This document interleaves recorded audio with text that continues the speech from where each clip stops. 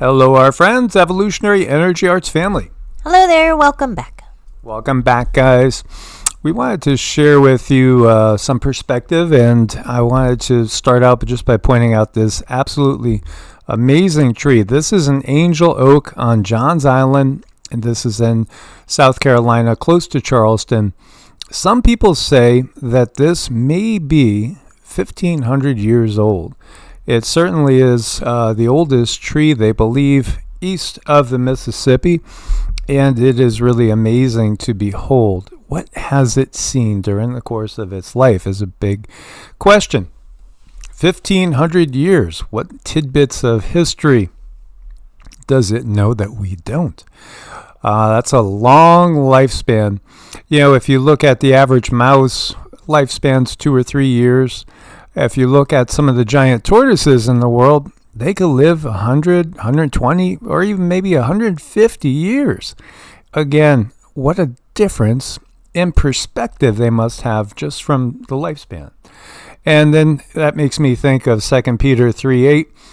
It says, "But beloved, be not ignorant of this one thing, that with the Lord, one day is as if 1,000 years, and 1,000 years as one day." And again, when we're talking about some of the beings that are really the beings that they're talking about here, these Anunnaki per se, how long were their lifespans? Thousands of years? Well, when we look to the Hindu tradition, it's thought that human lifespan in each yuga is vastly different. And really, the Kali Yuga, which we just left, the lifespan had a limit of about 100, 120 years at the most, but most people didn't live that long. And it really was a product of the Yuga itself, so to speak. As we move out of it into the Bronze Age, what's our potential? Well, according to some, that could be as much as 1,000 years. Coincidentally, interestingly enough, too, we get bigger. Well, we do know there was a lot more oxygen on the planet in times past than there is now. And oxygen can do a lot of amazing things. It's good stuff. It really, really is. And yeah, absolutely. If we had a higher concentration of oxygen, we probably would have a longer lifespan. Not everybody would agree on that. Then we look to Elon's tweet, and he says, "How could this be real?" The 1953 book Mars Project by famous rocket scientist Wernher von Braun says that the leader of Mars shall be called Elon. Somebody pulled the original manuscript out of the archives to debunk the myth, only to confirm that von Braun did indeed predict that he would be called Elon. How did he know? Was he a time traveler? By the way, you could check for yourself. There are PDFs. This was a story that von Braun wrote back in 1953, way before Elon was born. How did he know? Well, again, did he know? Was it a good guess? Was it just a good guess, or is it all just a coincidence? When you look at Wernher von Braun, again, here's a little photo. A German scientist considered to be one of the most important rocket designers of the 20th century. Perhaps you could say he was Elon before Elon in some ways. But who was he really? Ultimately, he was head of NASA. But did he start out there? Did he even start out in the US of A? No, he was over in Germany. He was part of Operation Paperclip. He was a Nazi scientist working with Hitler against the USA, against Russia, against Great Britain. And so he was part of the enemy, quote unquote. But in Operation Paperclip, they took the best brains they could and brought them into the United States. Now, the reality is a lot of people are waking up to the fact that when you get to the upper echelons, even though there are these wars on planet Earth that occur between different countries, and also corporate warfare as well, the reality is there is a shadow group that people will call the deep state and the cabal and different things that really runs the show and guides humanity. It is fascinating to see that somebody that was so high in these circles over in Nazi Germany could actually literally become the number one guy over at NASA. And, wouldn't that cause some people maybe a little cause for concern? I don't know. What a coincidence. Yeah. So the reality is we understand secret societies rule the roost from the shadows. And they do cross boundaries.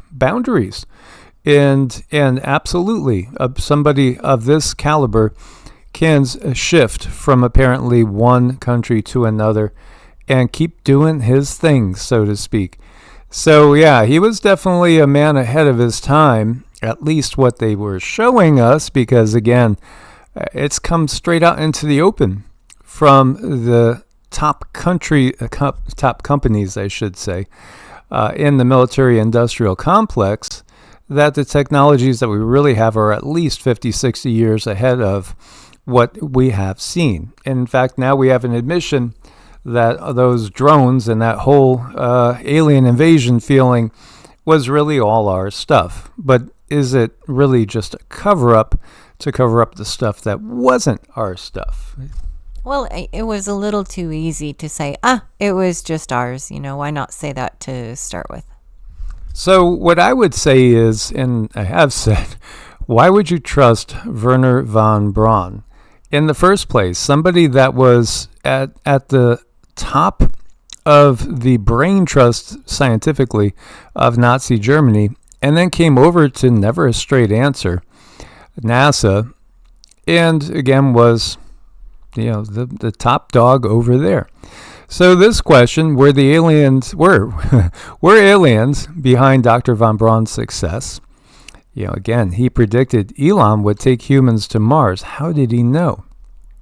Well, the secret societies have everything scripted way in advance. There was the Thule Society, and we've talked about Vril and understanding the life force, which Vril again can be equated to Chi, Prana, Ki.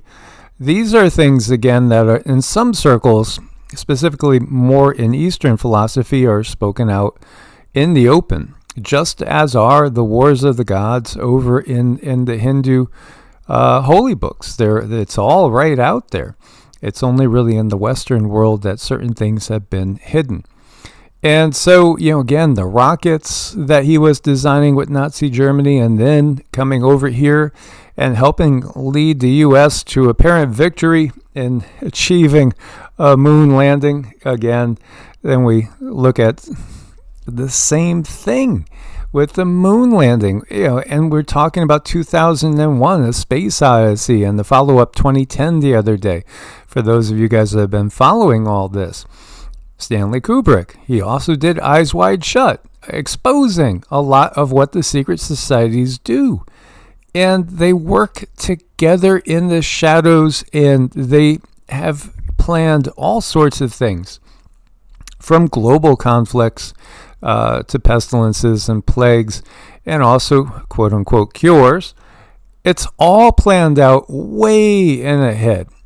And so Elon pointing this out, saying, wow, this is really just an amazing coincidence. Maybe it was his insight. Maybe he had some intuitive abilities. No, he just knew the plan, and knew the plan since maybe day one. When you again look at this, here he is with the top hierarchy of the Nazi officials, and then coming over to lead the U.S. against the Soviet Union at that point in time, and then having to write this technical tale called Project Mars, planting seeds. These are all seeds. They plant seeds all the time in our consciousness. They get us thinking, well, that would be so cool. I wonder if if you read the book, I wonder if there ever could really be somebody like Elon that leads us to Mars. And then along comes an Elon that wants to lead us to Mars. But if you look again to the Sumerian tales, you recognize that the lower management team on planet Earth comes from Mars in the first place. And when they get here, they rebel. And they say, no, we're not doing this heavy a work. So, they basically conscript us to do the work for them. This is just part of the show that's been planned out decades and sometimes centuries in advance. If we were living in a silver age and our life expectancy is 10 times or 100 times more than it is now, then obviously the perception of time going by would be very, very different. And maybe we would plan something out 100 years in the future, 200 years in the future. It sounds crazy only in the world that we've been brought up in. And yet, the world that we've been brought up in is now turning out to be full of deceit, lies, and just outright, completely planned events of one deceptive nature after another. When you look to some of the technology, again, Germany wasn't that big a country. Neither was Japan. Yet Germany, Japan, and Italy did a good job in taking over a big portion of the world, at least, from the perspective of the conflict that we had in the history books of World War II. And they did it really with their technology. They had better tanks at first. They had better planes at first. They had better munitions. They had better guns. And it took a little while for the Allies to catch up. It was really just the fact that the United States had by far the best and biggest manufacturing base on the planet that eventually the Allies were able to move ahead, at least according to the history books. And then again, everything is done in advance, much farther in the past planned than people would probably even believe, unless you are a CONS piracy theorist and you've already gone down these rabbit holes. Well, you see that they've done the same thing in the past, and they're doing it again because now the manufacturing base has been shifted to China and the Far East. And the U.S. doesn't have the manufacturing capabilities, so the U.S. would not be able to win a longer war as opposed to the shorter war. They would have to win a very quick war against Russia and China if it was to survive with its NATO allies. But we know this was real. Again, Nazi Germany, they developed flying saucers, and they worked. And this is just a fact. It's all been declassified now. In fact, some believe that it was them that buzzed D.C. and buzzed also Los Angeles in that Battle of Los Angeles that happened just to show that they could. And we also know that more than one source says that this guy never died in Germany. No, he didn't commit suicide. In fact, he was seen in South America and lived many decades later. In fact, when you go down that rabbit hole, you'll realize that some of his prodigy have had very high positions in European nations in our times. Oh, yeah. I mean, again, we've covered these things on Patreon in some exclusives. You have people like William Tompkins, aerospace designer, said that Adolf Hitler had a secret agreement with representatives from a reptilian extraterrestrial race who helped the SS develop advanced weapons. Absolutely. And then, of course, those Pleiadian-looking Nords were also seen and also, again, aiding them in their advanced weaponry. But then everything just shifted to the U.S. because that was going to be the plan in the first place. So when you have Werner von Braun on his deathbed talking about a fake alien invasion, even talking about asteroid impacts that are going to be coming, all these things that are going to be just basically part of the big plan, the whole war on 9/11, creating the terrorist agenda with ISIS etc., leading up ultimately to gigantic asteroids coming and impacting the planet, and also the alien blue beam fake invasion. Why do we all of a sudden shift and think, oh, well, we got to believe him? It was his deathbed. Don't you think that was seeded too? Because, again, they're always planting these seeds well ahead, and they are being guided by an artificial intelligence that is looking at every single possibility and planning alternatives and alternative ways of trapping people in these paradigms that will lead them away from the truth. It's so deep, so vast, that it just amazes me when people will latch on. But at the same time, I do think it's because there's certain people, because of their belief system, their religious belief system, that they don't want this, to be any real aliens involved here. They want it to be just a fake, alien invasion, because the concept of real aliens throws out their entire worldview. Which is really difficult, because you are dealing with a system that's spiraled and done this before, and they've also made mistakes before, but they're in a position where they can look at what's coming and they can adjust, and it's up to us, I think, to take the step back and realize that it exists. These beings exist, and once you see that, then you're able to look at yourself and say, hey, I'm not going to be manipulated.